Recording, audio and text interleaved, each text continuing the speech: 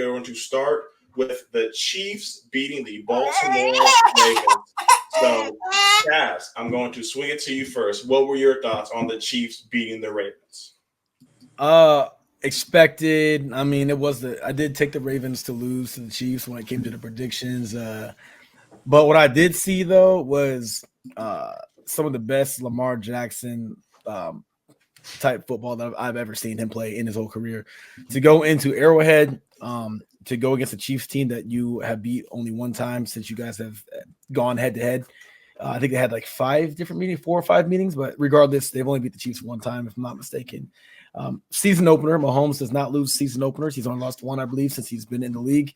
And Lamar put the team on his back. I said it to a couple of my homeboys after that game. I go, you understand that any other quarterback in the league, even if you took Mahomes and cloned him and put him on the Ravens, they're not losing that game by anything less or more than 14 points. I mean, it should have been Chiefs all day, and the Ravens should have lost by a lot. They couldn't get any of the receivers going besides Zay Flowers, which isn't saying much. No Mark Andrews, Isaiah Likely, a lot of yak. Derrick Henry, he showed signs of being good, but they didn't use him as much as they could have.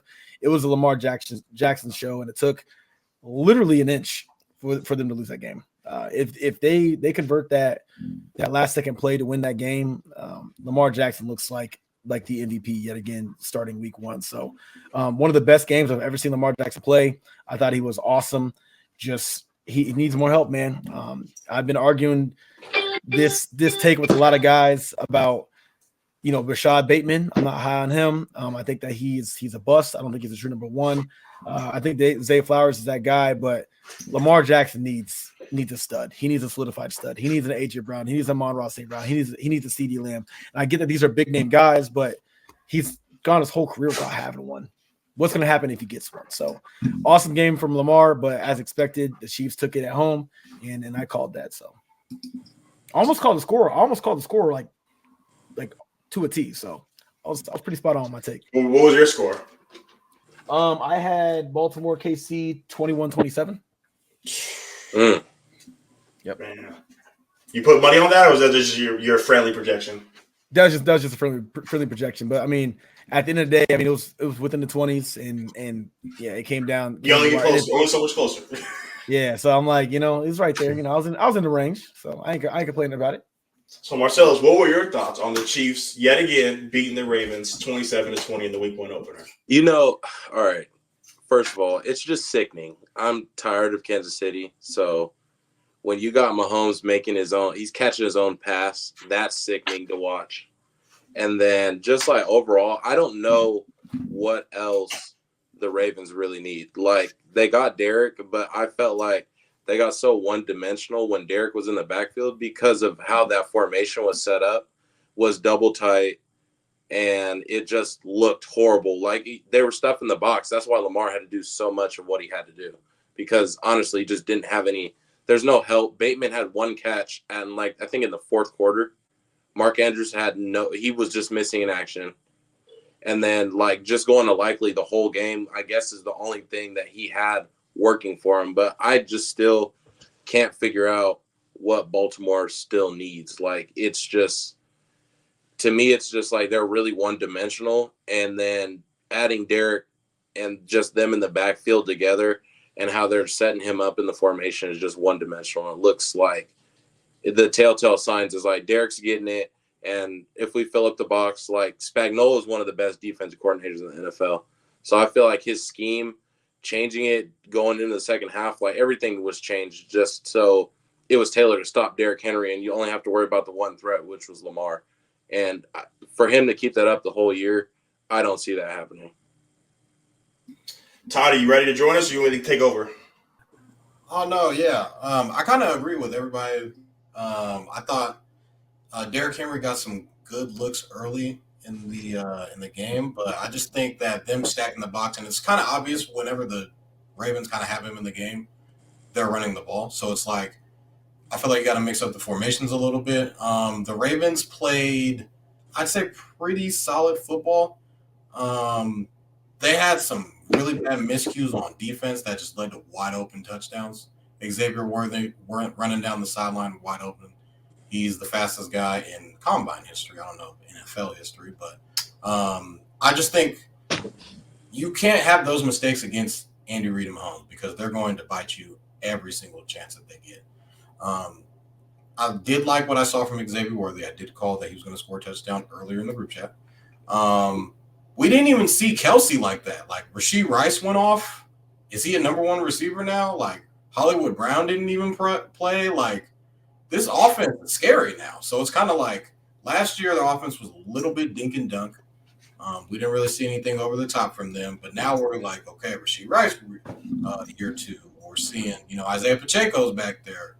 And this new guy, Xavier Worthy, who everybody wasn't really high on, which I never really understood because if you watch the tape of Texas, he's a guy for real. So I thought the Ravens at the end, they had a chance to win. Lamar made an insane throw to Bateman down the sideline.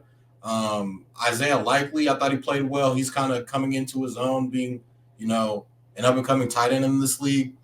And the Ravens got down in the goal line. They had chances, but they weren't able to come up short. Chris Jones, a lot of people really didn't want to talk about, caused havoc, caused a lot for Lamar. For him to kind of be running around a lot in the pocket, and he wrecks defensive or offensive lines. And I think the offensive line for the Ravens was a little bit, they kind of patchworked, moved it together a lot because they have a couple of injuries on the offensive line. So the Ravens came down literally to Isaiah Likely's toe being out of bounds, and who knows what would have happened after that. But definitely did have the Ravens winning this game. I was wrong by the skin of our teeth. But I thought it was a really good game, and Isaiah Likely at the end of the game was screaming at fans. We all heard what he said, but he did say in an interview, he was like, hey, man, if that's their best, we'll see him again. So I think he's confident that they're going to see him again and they're going to be able to get the better of him. But that was a really good game, opening week game. You made a good point. You made a good point mentioning Chris Jones. That's why I said what I said about any other quarterback in the league played that same game, they lose by 14 plus easy because nobody's getting out of that pressure besides Lamar Jackson in the NFL. The Ravens offensive line, like getting dismantled by Chris Jones single-handedly. Lamar's running around like a chicken with his head cut off and converting. Nobody else can do that besides him. No, not even Mahomes. Ran for 100 yards. He rushed for 100 something, like 120. Yeah, like 120. That was with the line. That was with the line getting destroyed. Like his leg kept them in the game. So I definitely agree with you saying like if it were anybody else, those are sacks. Like it's crazy to say because Lamar he's so gifted that he's able to just run whenever.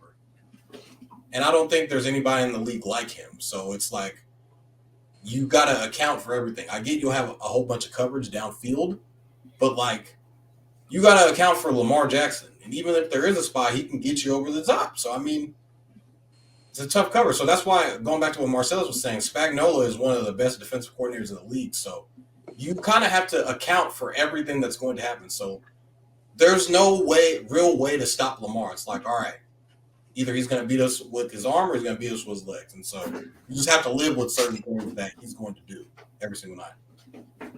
Definitely. And before we move on from this, I want to get you guys' opinion. So kind of asking as a panel, what did everyone think about the illegal formations that we kept seeing? We saw it over and over and over. And I feel like that really set the tone for this season because you see 2 days later in the Eagles game, same thing, illegal formation. They are calling this nonstop and they're not giving warnings. If you do that thing 3-4 times in a row, you're going to get calls for it. So do you guys have any thoughts on that now that that's been something that they're heavily focusing on going into the year?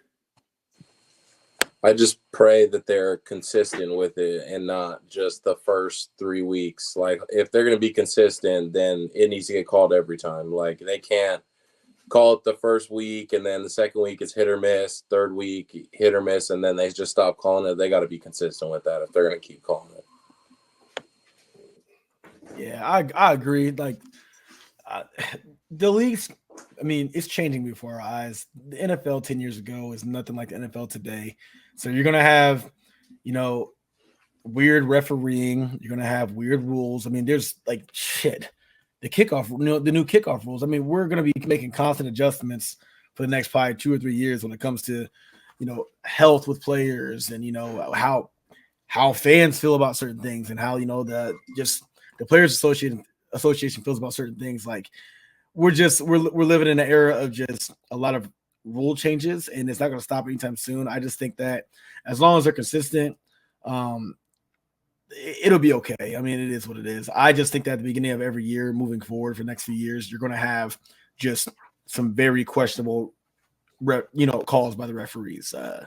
It is what it is. I mean, you guys remember just a few years back with the replacement refs, that was a fucking train wreck. You know what I'm saying? No, it was a train wreck. But then as the season progressed, they kind of fixed it. And then, more rule changes. So it's like the referees, they're kind of like the players too. They're still making adjustments. You understand? Like they're not waking up like, oh, we got these new rules. I've been refereeing for 15, 20 years. Let me just go ahead and just switch this off, switch this on.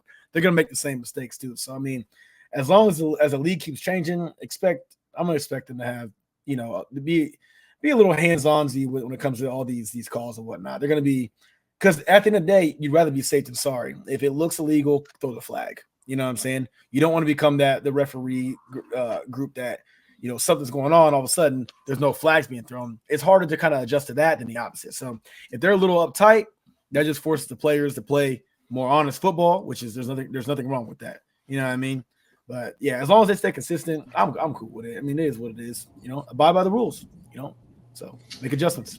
Yeah, man. But I'm still surprised they haven't started calling people for offsides, those left ends or those left tackles. AKA Lane Johnson. About the AK. I mean, everyone does. You saw, I think it's his name, Jawan Taylor for the Chiefs. They all jump offsides, bro. It's like they consistently don't call it, and it's insane.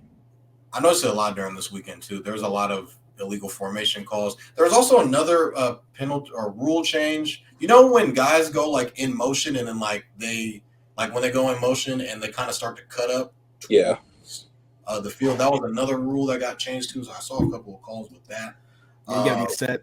It's like a whole bunch of different rule changes now. So like Marcel was saying, you got to be consistent with it. You can't really kind of just be it can't be one sided. So and you even saw John Harbaugh. He mouthed, "You got to call it both ways." So he said, it's not being called both ways. So you gotta see the consistency from refs throughout the week. But a lot of illegal formation calls this whole entire weekend. It was great. Yeah. And another thing that I've noticed that, of course, hasn't been a thing in the past seasons is the guys wearing the skull caps with a cap over the skull cap to match the helmet. I saw a lot of those this weekend. So the NFL is forever changing, man.